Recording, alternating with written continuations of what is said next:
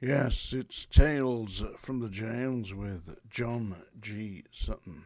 We'll talk today about drug smuggling into prison. If you look in the Daily Telegraph today, in fact, if you look online, you'll see that a major drug smuggling ring, a place called HMP Lindholme, the leader of which was a prisoner he recruited a health worker there. That's what used to be a nursing officer, and he had recruited this nursing health official, and she was smuggling in a female, of course.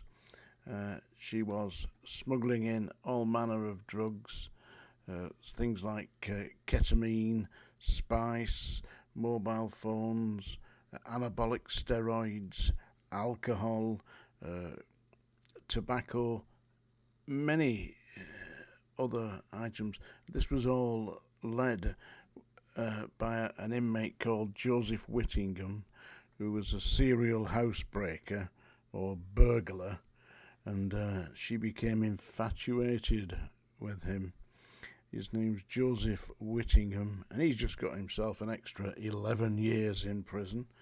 And Amy Hatfield, former prison health worker, has got herself 10 years in jail. The problem is, of course, that you get these vulnerable young ladies in prison with sophisticated prisoners. As I've repeatedly said here, they are going to find themselves ill-equipped to deal with the manipulation by these characters, especially when there's a great deal of money involved.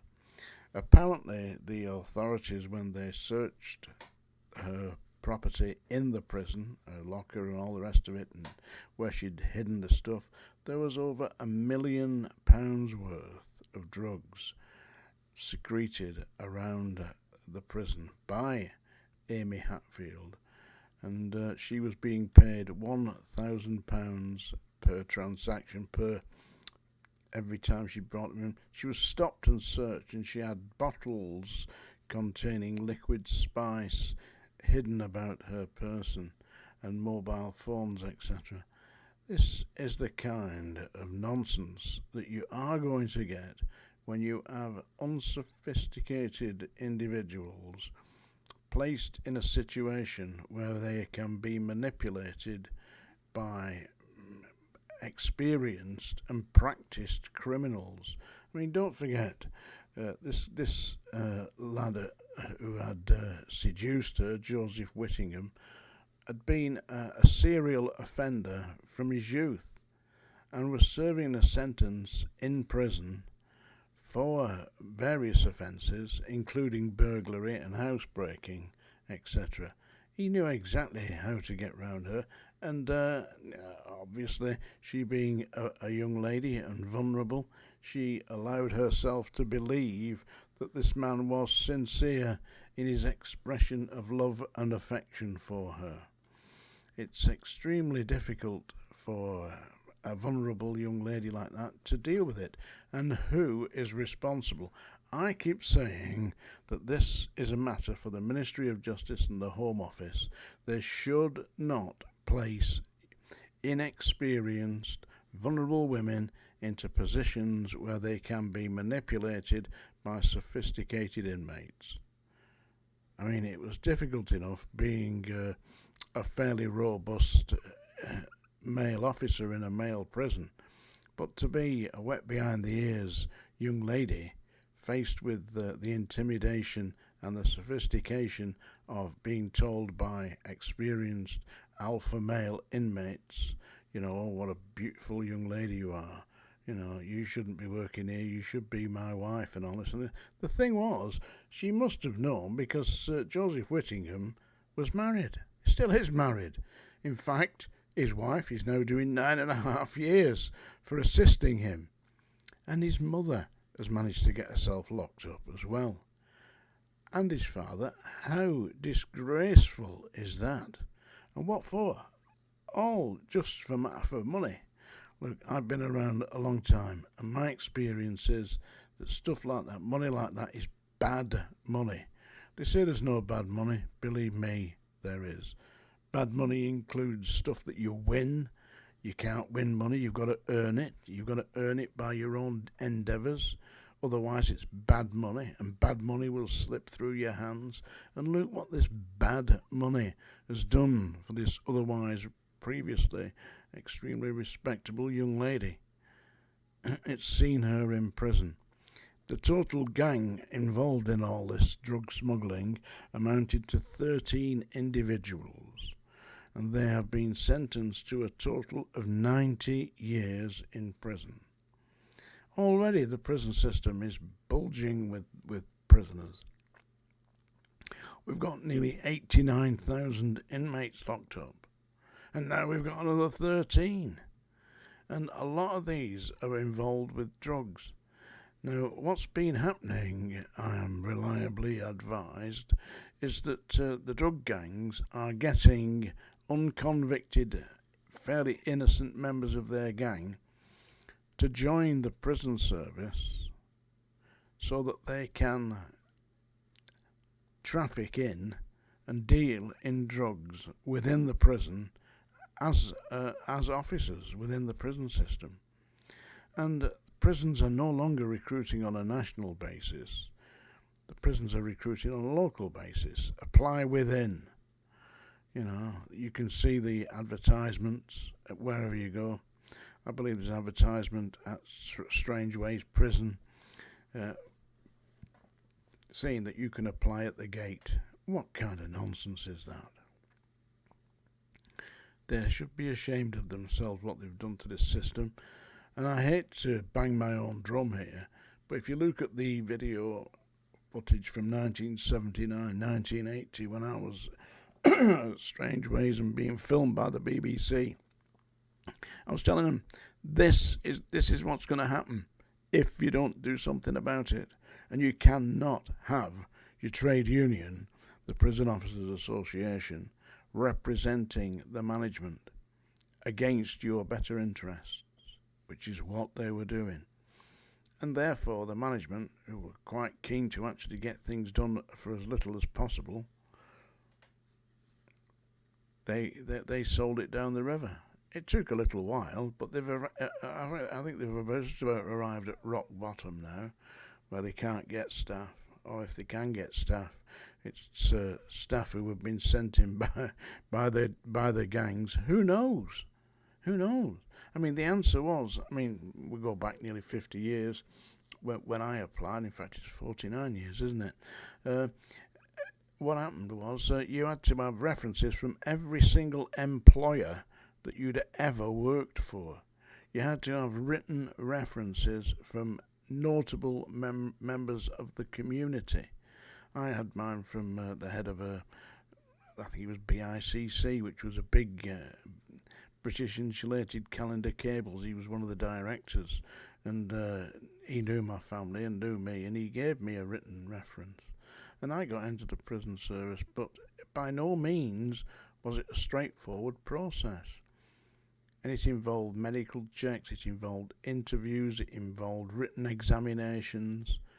But this is going back 49 years, nearly 50 years. Nowadays, you just turn up at the gate, grab a set of keys, and off you go. All you're waiting for then is your bottle of spice and a couple of mobile phones, and you've cracked it. Seriously, that is what's in the papers today. Have a look at the Daily Telegraph. The headline is headed, "Prison Nurse Infatuated with Inmate Flooded Jail with Drugs in a £1 million Conspiracy." And the prison was HMP Lindholme near Doncaster. The poor, I feel sorry for the lady actually, because she's obviously been manipulated. I don't believe that she would join the service with any intention of going down that route. But if she's been recruited and manipulated by this sophisticated inmate, then I really feel sorry for her. But she's doing 10 years now. Imagine how that will impact upon her family and upon all the people that know and did trust and love this lady. And now she's passing 10 years inside a prison cell. It's an absolute disgrace. And I don't blame the lady. I mean, she's been foolish and susceptible. But the Ministry of Justice, the Home Office, should not allow this. This is not the way to proceed, but nobody's listening. Hello. And also, the 13 members of this gang, so it was a setup, a real professional setup that they had going. 90 years in prison between them. Now listen to John here. Each year in prison costs approximately £47,000. 90 years times 47. It's the best part of £4.5 million. I mean, that's at today's rates. By the time we finish, it'll probably cost the country something like £6 to £10 million. And then, of course, they've got to be rehabilitated when they come out. And there's all the problems associated with that. So basically what we have here is a bit of a disaster for the country. How long can we afford this nonsense? And listen, look online at the number of people who were sentenced for drug offences in the last week. Bloody hundreds. And they're going to prison. And the prisons, they're in prison and they're used to dealing with drugs. So they can get the drugs in. All they've got to do is corrupt some staff. The staff can't afford to pay for their housing because they've got nowhere to live that's affordable on the wages that they're getting. And what are they going to do? £1,000 a go? It's utterly disgraceful, I tell you. This is not the way to proceed. Ministry of Justice, Mr. Chalk, pay attention. I'm going to read you a poem now, but there you are, that's a song dinger. I'm not going to sing to you, I'm going to read you a poem. This is a poem that I first heard when I was at school in 1958, when the poet laureate was this man, John Masefield. And this is his poem, Sea Fever.